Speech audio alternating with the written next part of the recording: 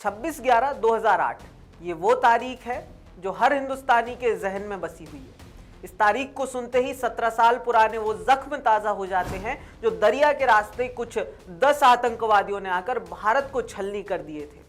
हालांकि 3 दिन की कड़ी मेहनत और कई बहादुरों की शहादत के बाद हमलावर तो अपने अंजाम तक पहुंच गए, लेकिन 17 साल तक उस कायराना हमले के पीछे की पटकथा लिखने वाला मास्टरमाइंड बचता रहा।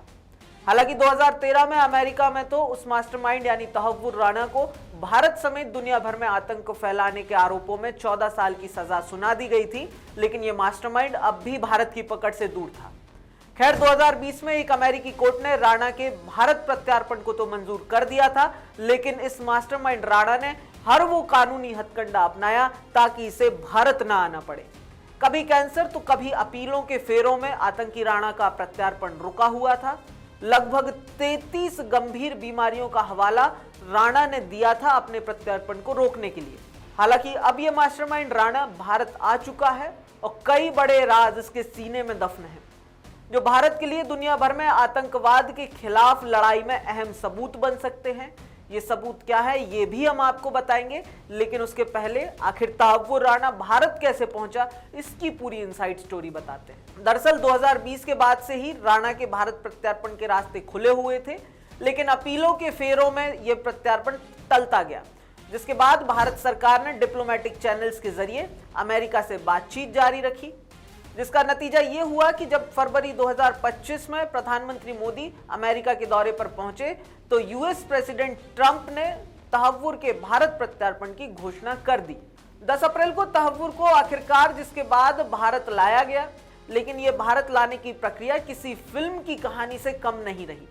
दरअसल तहव्वुर राणा के तार लश्कर-ए-तैयबा और पाकिस्तानी आर्मी दोनों से ही जुड़े हुए हैं और इसे पाकिस्तान आर्मी और लश्कर के बीच की कड़ी भी माना जाता है। तहव्वुर पाकिस्तान छोड़कर कनाडा में जा बसा था, लेकिन उसके पहले 10 साल तक पाकिस्तानी आर्मी में एक डॉक्टर के रूप में काम कर चुका था। यहीं से तहव्वुर लश्कर के संपर्क में आया। यानी तहव्वुर के पास ऐसे कई राज हैं जिनके सामने आते ही पाकिस्तान के नापाक इरादे और आतंकी कनेक्शन दुनिया भर के सामने आ जाएंगे। इसलिए अब तहव्वुर को अमेरिका से जब भारत लाया जा रहा था, तब किसी रेगुलर फ्लाइट या आर्मी प्लेन से ना लाकर एक चार्टर से लाया गया, जिसमें भी असली कोड की जगह एक डमी कोड इस्तेमाल किया गया। यानी कि यह पूरा मिशन एक टॉप सीक्रेट रखा गया। इस फ्लाइट में भी तहव्वुर को एनआईए की टीम के साथ साथ यूएस एयर मार्शल की टीम साथ लेकर आई।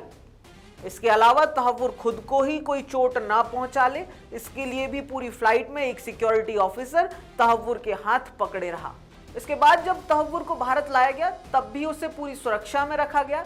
दिल्ली के पालम एयरपोर्ट पर कस्टडी हैंडओवर के तुरंत बाद तहव्वुर को सीधे स्पेशल कोर्ट में पेश किया गया और एनआईए को 18 दिन की कस्टडी मिली। अब एनआईए की पूछताछ से उम्मीद है कि कई राज खुलेंगे, लेकिन खबरें ये मिल रही हैं कि तहव्वुर एनआईए का पूछताछ में सहयोग नहीं कर रहा।